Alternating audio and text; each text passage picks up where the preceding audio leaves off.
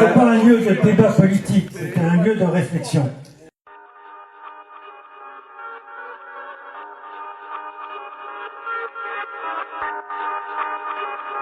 Et merci beaucoup à tous. Alors, pour vous repréciser... On peut avoir un petit droit de réponse, s'il vous plaît? Non.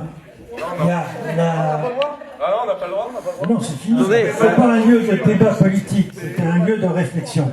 Non, c'est pas un débat. Ce que vous avez rédigé là, c'est pas un débat. Transmis. Alors nous, on est venus ici au grand débat en tant que citoyens du Kremlin pour exprimer nos revendications et les doléances qu'on a recueillies, les 350 doléances qu'on a recueillies auprès des Kremlinois. On croyait qu'il allait y avoir du débat, puisque le nom l'indique. Et qu'est-ce qu'on a découvert pendant cette réunion publique, c'est que les questionnaires étaient déjà biaisés de base. Ça, le gouvernement a créé les réponses, les questions et les réponses.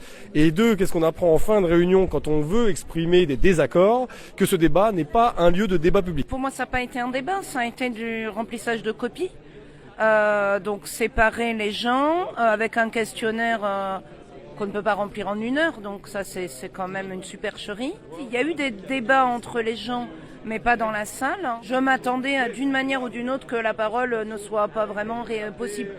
Voilà, donc moi je suis pas étonnée du tout. Il fallait bien verrouiller, ça a été bien verrouillé. J'ai été déçue par ça. En fait, je m'attendais pas du tout à.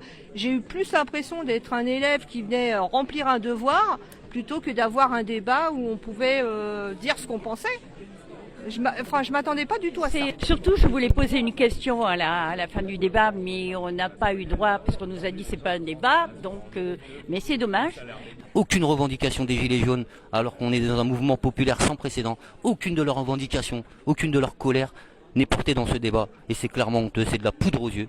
Macron, avec qui on veut plus débattre, qu'on souhaite qu'une chose, c'est sa démission.